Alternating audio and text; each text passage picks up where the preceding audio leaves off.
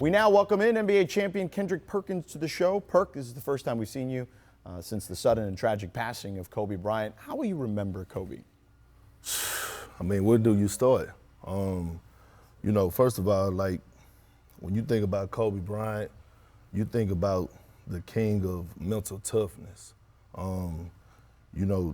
Adversity himself, he always found a way through things. You have a guy that was dealing with a legal issue in Colorado and was still able to get on a plane, come back and play basketball and give people a 40-piece wing dinner, spicy. Yeah. Like it wasn't no problem, you know what I mean? And when you think about any other person in that situation, from you, myself, P, Matt, lawyers, doctors, or whatever, man, we took a leave of absence. Ain't no way we'd have been able to be dealing with that type of situation with our livelihood on the line and come back and, go play and go to work and do it at an extremely high level. First of all, that speaks volumes. That's what I think about when I think about Kobe and that aspect for as Mr. Adversity.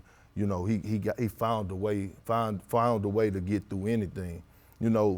Other than that, you look at it, it's almost like his passing was, almost bigger than Michael Jackson, in my opinion. And why I say that, because personally, it touched me, just to say, you know what, man, people keep saying tomorrow's not promised, but the next 60 seconds is not promised.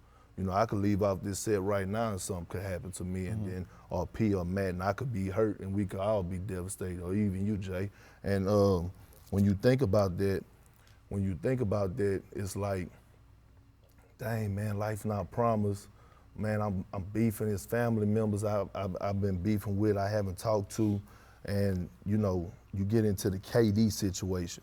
And I'm glad that I'm up here on the jump right now with one of my big brothers who raised me in Boston since a young pup. When I came in at 17, Paul took me under his wing from day one. Ask him, I was always rolling with him. We was in the Hummer together. I was at his crib in the basement called Club Shiznit. We was in there cracking. You know what I mean? We was in there popping every day, you know what I'm saying?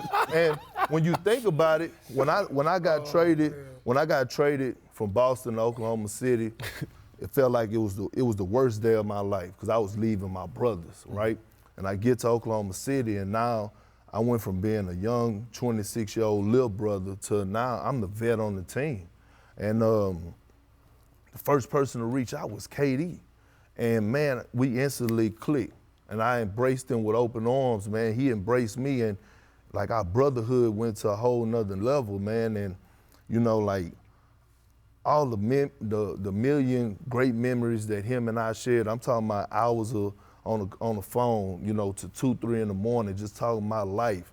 Me and him in the hotel together, in Memphis, man, crying on each other's shoulder before we played the Memphis Grizzlies because it's Mother's Day and we both going through some things on Mother's Day. My mom died when I was 6.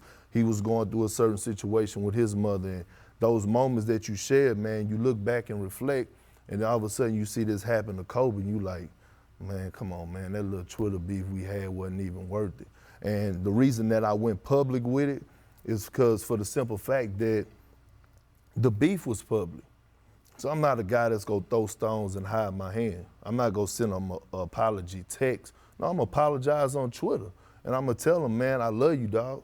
I love you, bro. Like, and it's real. Like, I'm sorry for whatever part I played in this, because I played a part in this. I engaged into this negative behavior that him and I went through. And, as a man, I wanted to cleanse my soul and just know, hey, man, I'm doing the right thing. You know what I mean? And I think, with the passing of Kobe, even me going through the airport today to come here from traveling through Houston, I hate going through TSA. I don't fly private. I hate going through TSA. I can't afford it, first of all. So, I go through TSA, man, and you could just tell everybody in there cool. Usually they make me go to the one where they spin you around or that thing spin.